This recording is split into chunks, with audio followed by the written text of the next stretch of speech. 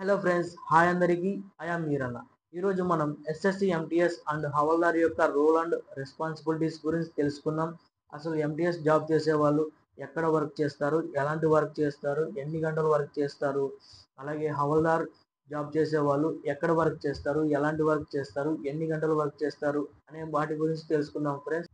కాంటెంట్లోకి వెళ్ళడానికి ముందుగా మీరు ఈ ఛానల్ని మొదటగా చూస్తున్నట్లయితే ఈ ఛానల్ని లైక్ చేయండి, సబ్స్క్రైబ్ చేసుకోండి ఫ్రెండ్స్. మీరు ఈ ఛానల్ని సబ్స్క్రైబ్ చేసుకోవడం వలన నేను మరిన్ని వీడియోస్ తీయడానికి మోటివేషన్గా ఉంటుంది.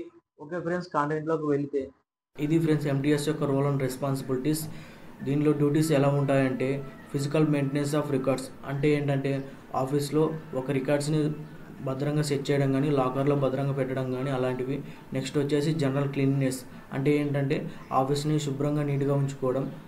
నెక్స్ట్ వచ్చేసి అసిస్టింగ్ విత్ రొటీన్ టాస్క్ అంటే ఏంటంటే ఒక ఆఫీస్లో జిరాక్స్ తీయడం కానీ ఈమెయిల్స్ పోస్ట్ చేయడం కానీ అలాంటి ఫ్రెండ్స్. నెక్స్ట్ వచ్చేసి అదర్ నాన్ క్లరికల్ వర్క్ అంటే ఏంటంటే ఒక కంప్యూటర్ బేస్డ్ వర్క్లో మనం సహాయం చేయడం. నెక్స్ట్ వచ్చేసి వాచ్ అండ్ వర్క్ డ్యూటీస్ అంటే ఆఫీస్కి ఎవరు వస్తున్నారు ఎవరు వెళ్తున్నారు అనే వాటిని గమనించడం. నెక్స్ట్ వచ్చేసి opening and closing of rooms అంటే ఆఫీస్ని ప్రారంభ సమయంలో తెరవడం, పని అయిన తర్వాత మూయడం అలాంటివి. నెక్స్ట్ వచ్చేసి up keeping of outdoor spaces అంటే గవర్నమెంట్ యొక్క పార్కులు కానీ తోటలు కానీ ఉంటాయి కదా, వాటిని శుభ్రంగా ఉంచుకోవడం. నెక్స్ట్ వచ్చేసి assisting with IT related task అంటే ఏం లేదు ఫ్రెండ్స్, డేటా ఎంట్రీ చేయడం దాంట్లో సహాయం చేయడం. నెక్స్ట్ వచ్చేసి డ్రైవింగ్ వెహికల్స్ అంటే ఎవరికైతే లైసెన్స్ ఉంటుందో వారికి వెహికల్స్ నడపడం ఇస్తారు.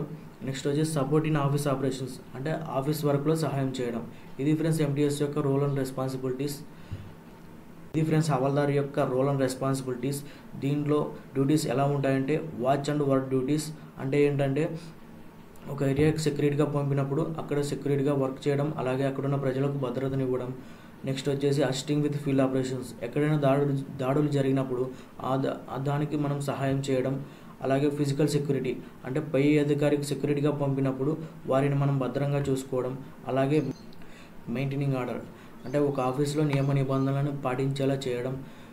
నెక్స్ట్ వచ్చేసి క్యారింగ్ ఫైల్స్ అండ్ డాక్యుమెంట్స్. ఇదేం లేదు ఫ్రెండ్స్, సేమ్ ఎంటీఎస్ లాగే ఒక ఫైల్స్ని ఒక చోటు నుంచి మరొక చోటుకి తరలించడం.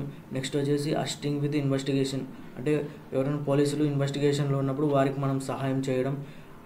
నెక్స్ట్ వచ్చేసి సూపర్విజన్ ఆఫ్ జూనియర్ స్టాఫ్ అంటే మనకన్నా కింద స్థాయిలో ఉన్న అధికారులకు మనం లీడర్గా పనిచేయడం. నెక్స్ట్ వచ్చేసి support in routine office work అంటే ఏంటంటే ఆఫీస్లో ఏమైనా వర్క్ ఉంటే ఆ వర్క్ మనం సహాయం చేయడం.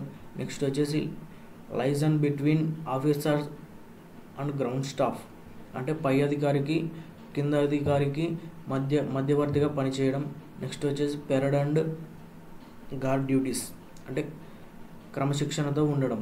ఎంటీఎస్ జాబ్ చేసే వాళ్ళు ఎక్కడ వర్క్ చేస్తారంటే గవర్నమెంట్ ఆఫీసెస్లో కానీ, మినిస్ట్రీస్లో కానీ, సెంట్రల్ లెవెల్ ఆఫ్ డిపార్ట్మెంట్ ఆఫీసెస్లో కానీ వర్క్ చేస్తారు ఫ్రెండ్స్. వీళ్ళు ఎన్ని గంటలు వర్క్ చేస్తారంటే డైలీ వచ్చేసి 8 అవర్స్ వర్క్ చేస్తారు ఫ్రెండ్స్. ఉదయం 9:30 to evening 5:30 PM with lunch break.